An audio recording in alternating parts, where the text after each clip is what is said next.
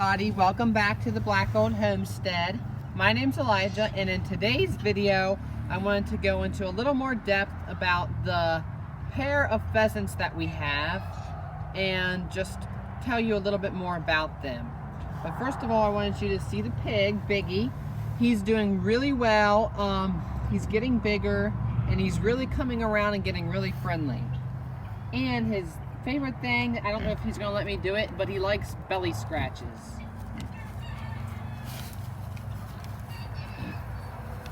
Oh, be nice. All right, maybe another day.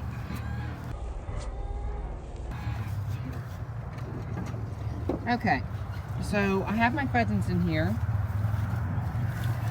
and I have one pair of red goldens. And basically what a red golden pheasant is they are a breed of ornamental pheasant. So you can kind of divide your pheasants into two categories. You have your ornamental pheasants, and then you have your what I call utility type pheasants. So your utility ones are the ones that you commonly see hunted, like Kansas pheasants, ringnecks, and molestic mutants, which are a mutation off of your ringnecks. I think there might be a few other types that they hunt and raise for meat, but not that many. Most of your other pheasants are going to fall under the ornamental category, which these ones fall under. Like I said, these are the red golds. There's also peach goldens, yellow goldens, there's silver pheasants, Lady Amherst, Reeves.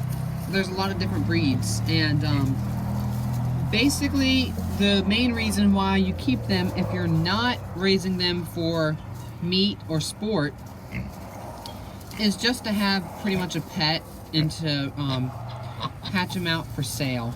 They really don't. The ornamental ones don't really serve much of a purpose other than that. But this pair I've had for 3 or 4 years now, and they still lay eggs. I have a juvenile over there, I'll show you. But in case you're wondering, the male is the colored one, the one with the gold and the red and the green and blue. And then the females are brown. They don't usually have very much color, and if the females do have color, it just may be a tint of red around the head. Now, we always change the water for them every day, but if it's frozen now. But the feed is pretty simple. What I do is I give them some bird seed, which if you look at it, it has some millet, some sorghum, a little bit of cracked corn, some barley, and some sunflower seeds. And then there's a little bit of high protein game bird feed. That's a 30% protein feed. And then sometimes we give them some laying feed and some sunflower seeds and oats and corn, just a mixture of different grains and seeds. They do really good on that.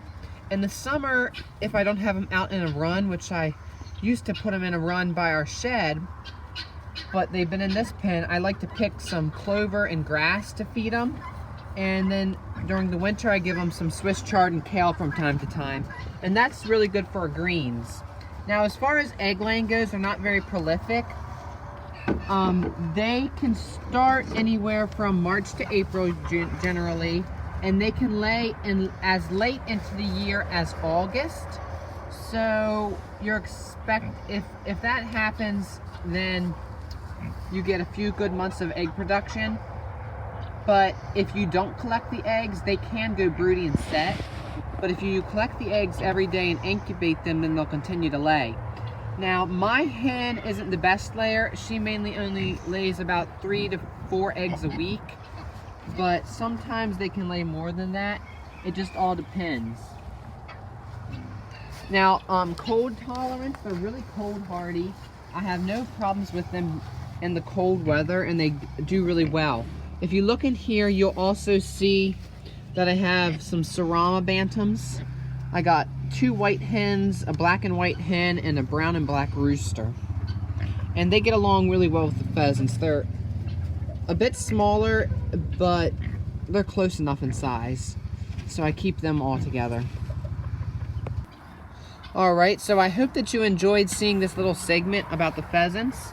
I did want to say real quick that the pen that they're in right now does have a wire bottom, but that's because we used to have the doves in here, and we used to brood some birds, so that helped the droppings drop through. But I put straw and hay down on the bottom, and there is wood around the sides, and there's a lot of perches in here. They like to get up off the ground and perch, which is important. And as far as nesting goes, they don't normally use a nesting box in my experience, but if you can provide like a little board up against the side of the pen, or a little like dog house, they'll prefer to use that. So if you have any other questions about the pheasants, please leave them in the comments below and I'll get back to you on that. Now I wanted to show everybody some other updates on the homestead, so we'll go take a look at that now. So up here on this hay bale is another one of my Sarama hens. That is Hadassah, and she is a white Sarama hen, and she does lay eggs for us, but she hadn't been laying, and now I have a suspicion that she might start laying again.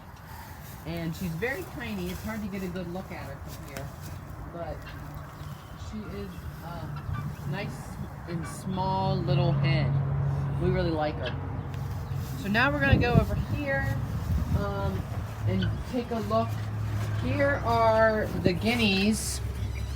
They are doing really well. They're getting really big, and it's about time for me to move them. But the white ones, we have a definite 2 white females and 1 male, if not all 3 females.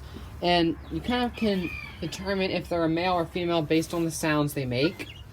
And then this one up here is a hen, and the lavender one down there is a male. So that's the guineas. They're doing really well. Now we're going to swing this way and take a look in here at these baby chicks that we have. They're not really babies anymore. They're getting really big.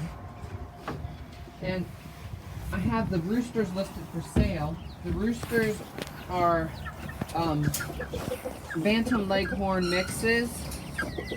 And I got 3 roosters in here. I got this single combed one. There's 2 of those. One up here on the perch and one down there. And then there's this rose combed male. Now, these are the little hens. I'm going to be keeping them. They're the Bantam Leghorn mixes. And there's 2 little hens. And something that I realized about these little Bantam Leghorn mixes is that they actually carry a sex-linked trait that allows you to determine if they're a hen, a pullet, or cockerel at the time they're born. And I'll show you that really quickly. The females have blue legs. Can you see the blue-gray color on the leg? This one's a female with the blue-gray leg, whereas your males have a pinkish white to yellow leg. See the whitish leg there? That's the difference between a male and a female, which I didn't really put 2 and 2 together at first, but I was watching these birds as I've raised them, and I now know that that's one of the traits you can use to determine if they're a hen or a rooster. And also in here we have some Saramas from my last hatch I ran.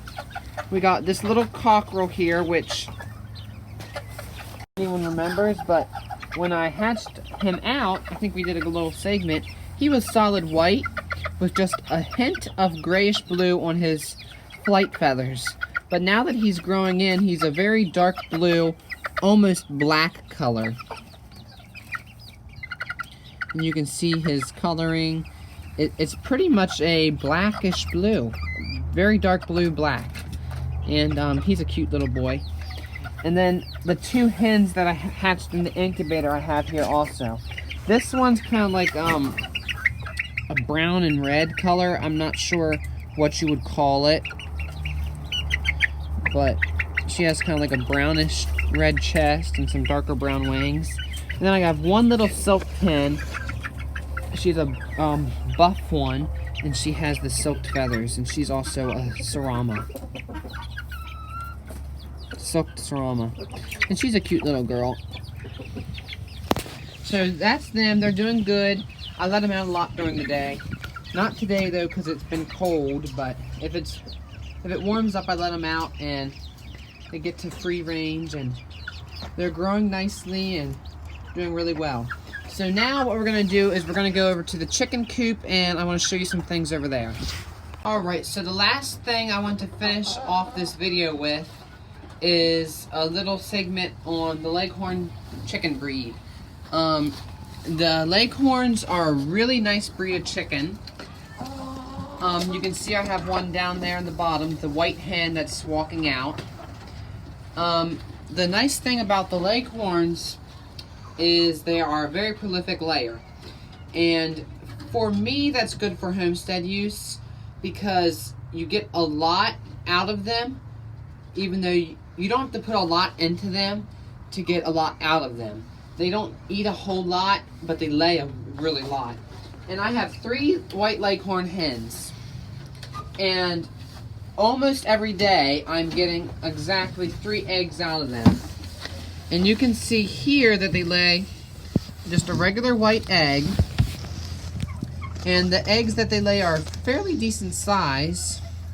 Now, the Leghorns aren't a big bird, but for their body size, they lay a good sized egg, as you can see here. Now, another good thing about the Leghorn is they are a heritage breed. Now, don't get the Leghorn confused with some of the other white egg layers that are commercially used. A lot of them are Leghorn mixes, but there are also heritage purebred Leghorns, and they look very similar, but they have a couple different characteristics. Like, these ones can go broody from time to time, and they lay for multiple years of their life instead of a shorter time span, but they are still very similar.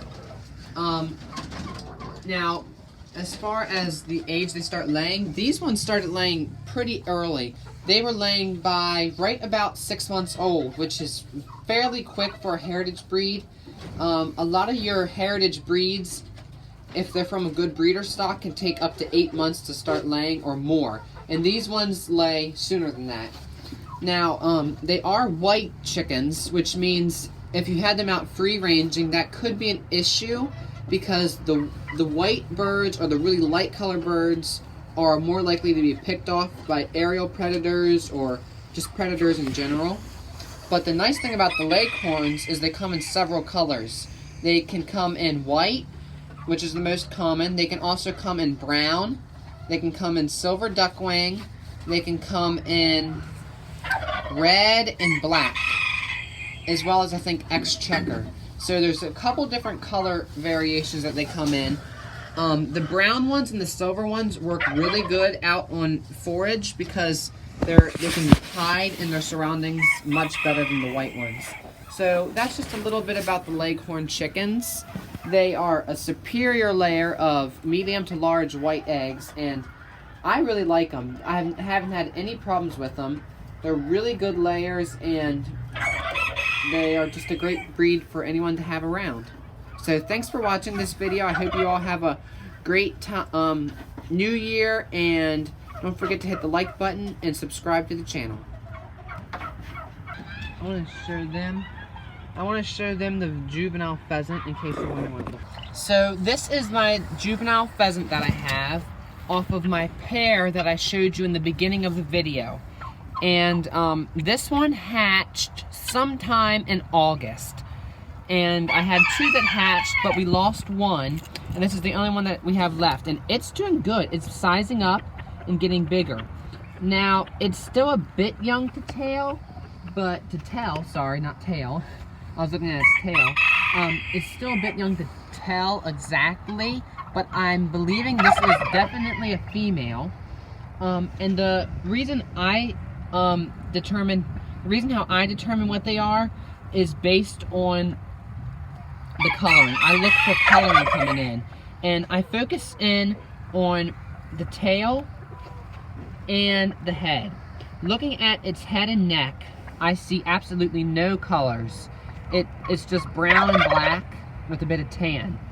And I also listen to vocalization as well, but if you get a close-up on the head, you can see it looks just like the female pheasant from the beginning of the video. And the tail also has no coloring in it. So I'm guessing that this one's going to be a hen. So I'll have to get another male to pair it with. But you can get a close-up. They have their legs are just like a chicken, in case you're wondering. And they're very good at flying. They're lightweight, and they got well-rounded wings on them. But they're a really pretty bird, and like I said, they're just nice to have around for a bit of a hobby, and I really recommend them. So thanks for watching the video, and have a great week.